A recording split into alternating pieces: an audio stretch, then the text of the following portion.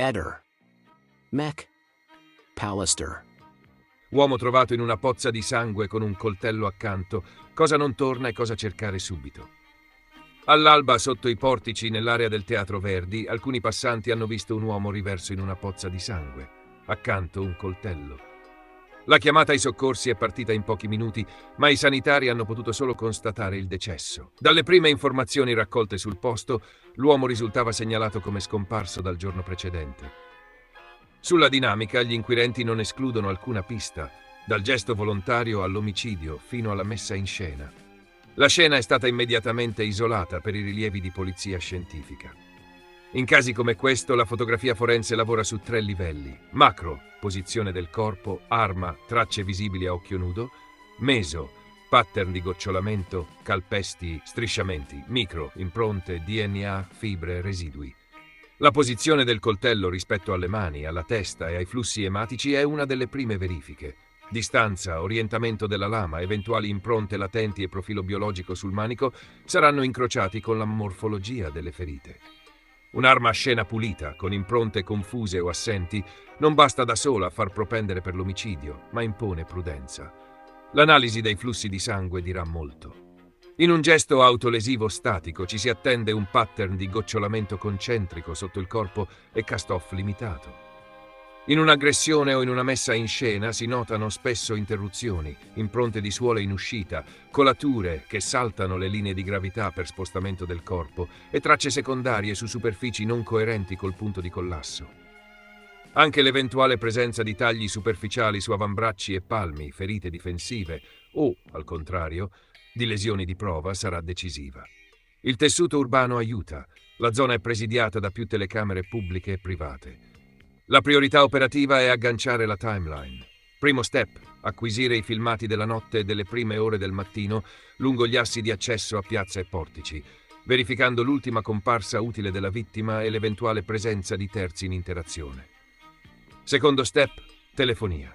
Celle agganciate dal cellulare della vittima nelle 12 ore precedenti, geofence delle antenne prossime al teatro, verifica di chiamate e messaggi, compresi i ping delle app. Terzo step, digital forensic su dispositivi personali, cronologia, app di navigazione, ricerche, promemoria. C'è poi la questione delle ore mancanti. Quando è stato visto vivo l'ultima volta, dove si è mosso nell'arco temporale tra la scomparsa e il ritrovamento, con chi ha interagito. Qui contano scontrini, badge, biglietti del trasporto locale, pagamenti contactless, telecamere di esercizi commerciali attigui.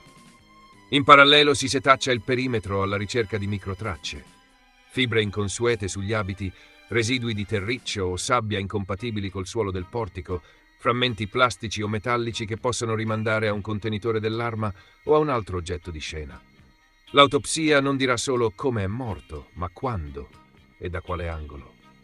La stima dell'ora del decesso, il profilo tossicologico, alcol, farmaci, stupefacenti, la profondità e direzione dei tagli, l'eventuale presenza di microlesioni precedenti all'evento, ematomi in risoluzione e scoriazioni faranno da bussola.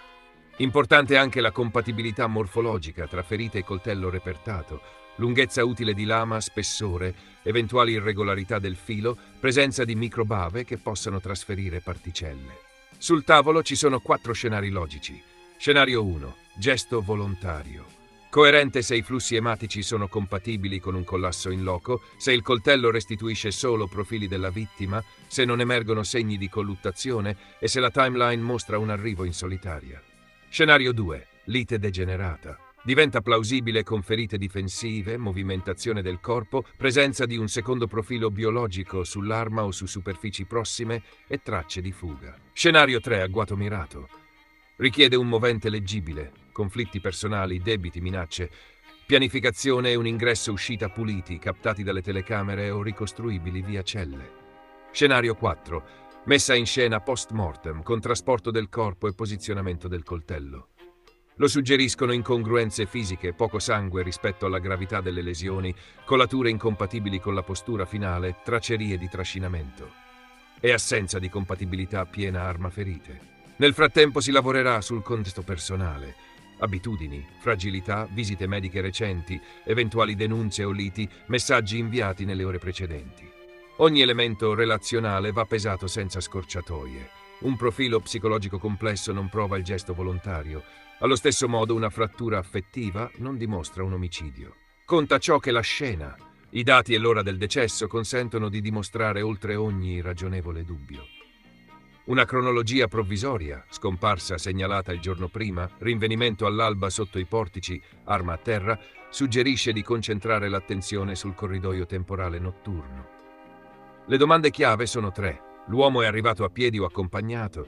Il coltello proviene dall'ambiente domestico o è stato acquistato o recuperato poco prima? Esistono testimoni indiretti, un taxi, un reader, un mezzo di servizio, capaci di fissare un orario preciso. Finché autopsia, videosorveglianza e incroci telefonici non combaceranno con la fisica della scena, parlare di esito è prematuro. Se i tracciati e i pattern biologici diranno solitudine e coerenza tra arma e lesioni, la pista del gesto volontario prenderà quota. Se emergeranno profili estranei, ferite difensive o incongruenze nella balistica delle colature, il fascicolo imboccherà con decisione la strada dell'omicidio. In ogni caso il perimetro investigativo è già definito. Timeline, scena, arma, persona. È lì dentro che si troverà la risposta. Ehi, non dimenticare di iscriverti a questo canale.